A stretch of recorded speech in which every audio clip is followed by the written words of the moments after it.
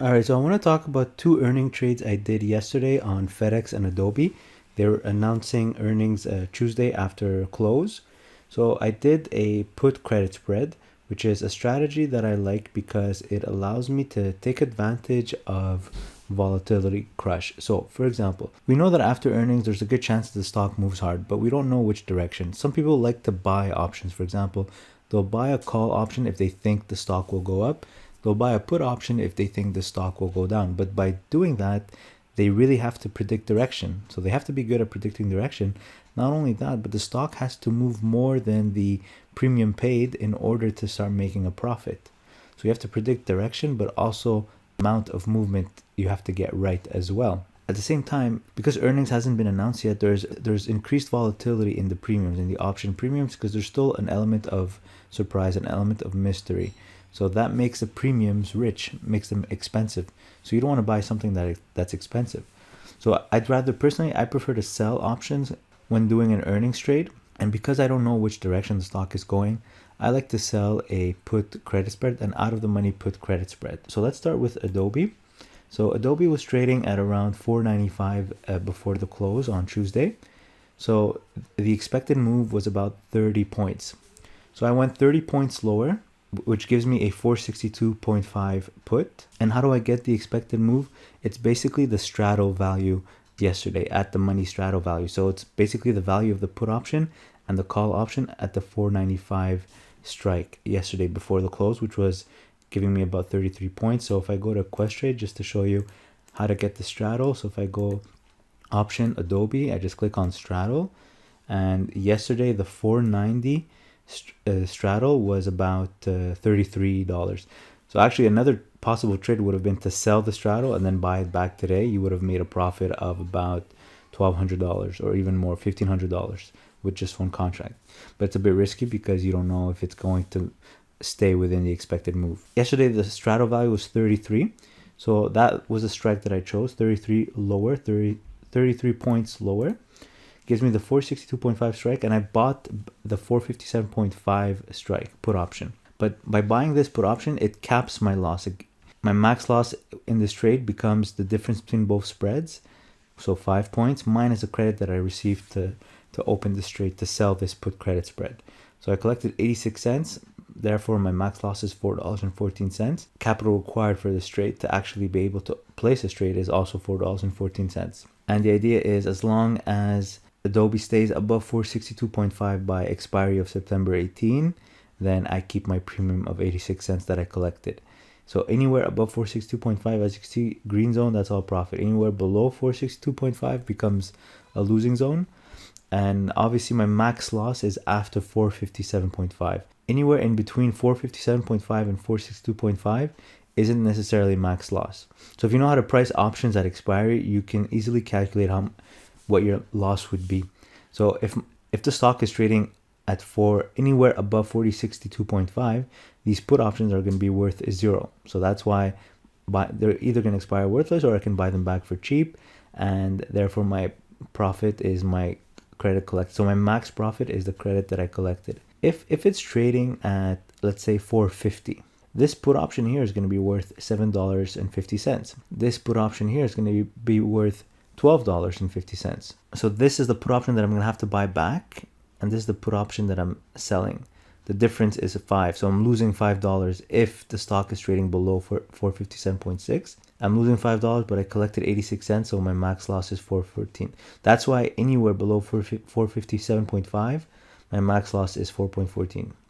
But if it's trading in the middle, then I just have to calculate the price of each option. If it's trading in the middle, for example, then this put option is worth 0, it's worthless. But this one has a value, and this is going to be my loss, basically. So if it's trading at 460, for example, if it's trading at exactly 460 at expiry, this put option is worth 0. This put option is worth 2.5. So I'm going to have to buy back this put spread for 2.5. But I collected 86 cents. So my loss in this case is smaller than max loss. So my max loss occurs anywhere below 457.6. So it occurs below my long option. So regardless, Adobe, what happened with Adobe today? So if we look at the open, if I bring up the chart here on Adobe, so after hours yesterday, it was trading high. It was trading at almost 510. pre-market as well was trading pretty high, but then it actually collapsed during the day. So I closed it early. I like to close the trade early because of reasons like this. Although my strike is still safe, right? My strike of 462.5 is still safe. It's still far from the current market price of 483, but we do have 3 days to go or 2 days to go. So who knows what could happen. So I'd rather get in and out of the trade quickly. And that's actually why I like earnings trades. So I'm not impacted by the general market. I'm in and out just based on earnings reaction. So I closed the trade early right away, and I closed it for 30 cents. So I collected 86 cents from this trade, and I closed it this morning for 30 cents. I felt like I could have gotten a better fill, and maybe, who knows, if I wait till expiration, maybe I can keep the full premium. But because I don't want to take that risk, I decided to close it early. So if I go to my account here, orders executed, filter on Adobe. So yeah, collected 86 cents yesterday at 3:27 p.m. and then closed it this morning at 9:33 for 30 cents. So exactly 33 minutes in the market. Went from 86 to 30 because of the volatility crash. So it was actually trading at the same price as it was trading yesterday before the close. But the reason why the spread was worth much less is because of the volatility crash. Earnings was announced, no more mystery, so the premiums drop in value. So if I go to execution and then also filter on Adobe, or just leave it like this. This is today. Let's look at 1 week, filter on Adobe. So you can see yesterday, my options, I sold for 396, I bought for 310.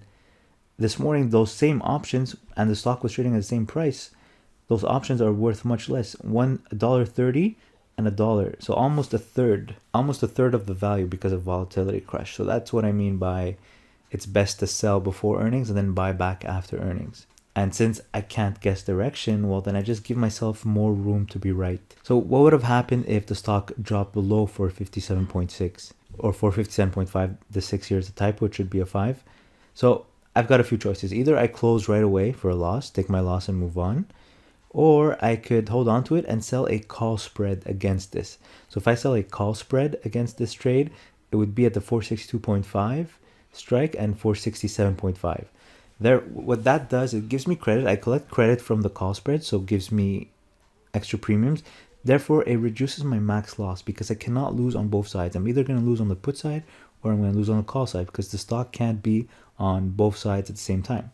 So that reduces my max loss, but also gives me a chance to maybe come out with a break even or even a small profit in case Adobe comes back up and closes by Friday near 462.5. Because if it closes near 462.5 by Friday, and I've got an iron butterfly, which is a put spread and a call spread at the same strike, at the same short strike, then I can close this trade for very cheap, and I collected probably almost $3. So for example, let's see what a call spread on Adobe would look like. So let's assume my put spread was initially 490, just so that we can simulate how much we can get from the call spread. So let's assume my initial put spread was 490 and Adobe broke my put spread. It went below my put spread. So here's what I would do to mitigate this is I would sell a call spread at a 490, 495 strike. So I would sell a call spread at 490 and then 495. And let's see how much I would collect from this. So I would collect about $1.80, maybe $1.70, even sometimes maybe a little more. So if we go back to my chart here, so I collected 86 cents from the put spread, and then by selling a call spread, because my put spread got tested, I'll collect another $1.70. So that gives me a total credit of about, $2.50. So now my max loss, instead of being $4.14, my max loss is $2.50. That's my worst case scenario. Not only that, but I have a small chance of actually winning, very small chance, if Adobe closes at exactly my short strike at expiry of 490. So that's something I could have done. But that's why I like the out of the money put spread, because it gives me a better chance of winning because I'm far, and I usually go at the expected move strike. So FedEx was the same thing. I did an out of the money put spread at expected move. FedEx was trading at 237 yesterday before the close, so I went with a 217.5. Expected move was 20 points. So the put spread collected 86 cents as well. Max loss, same thing, $4.14. It was just a coincidence that they were both 86 cents, really. And what happened, so basically I win as long as FedEx stays above 217.5 come expiry of September 18. Today we're September 16. We have 2 days to go. So I prefer to close it right away, not hold on to it unless it jumps up like crazy and it's really, really far and there's really no chance that this put becomes tested. Then I could let it expire worthless and save on commissions. So if we look at FedEx now, look at the chart. So FedEx, so you could see that it jumped. So it went from 237 at the close on Tuesday and it opened at around 253. So it jumped, and so that's very good for me. It went in the opposite direction, making my trade very profitable, but it started dropping a bit. So like I said, I like to close it at the open. It is pretty far, but I still like to confirm the profit just in case. Anything's possible in this crazy market. So if we go to FedEx, all right, so FedEx, you could see that I opened it yesterday for 86 cents, closed it this morning for 5 cents because the stock went up. So I got two things going for me: volatility crush and the direction of the stock. And if we go to executions, you could see that the option here that I sold for $2.30 was worth 7 cents, and the option I bought for $1.43 was worth 2 cents. So that's volatility crush for you. Now I got lucky that both of these trades worked out for me. They could have both opened below my short put, so they could have both opened below the 457, and FedEx could have opened below 212, I believe is what I had. But it's unlikely. So probability wise, it's an unlikely scenario. It has a small chance of happening. It is very possible, but it has a small chance of happening. What has a higher chance of happening is that it stays within that range, that big green zone here. That's why I like this strategy for earnings. So if you have any questions, leave in the comment section below. Like always, if you're going to open an account with Questrade to trade on the stock market, use my referral link below to get $50 in free trades. Also check out the other referral links below. If you enjoyed this video, click the like button, share with a friend, and subscribe to the channel. Thanks for watching.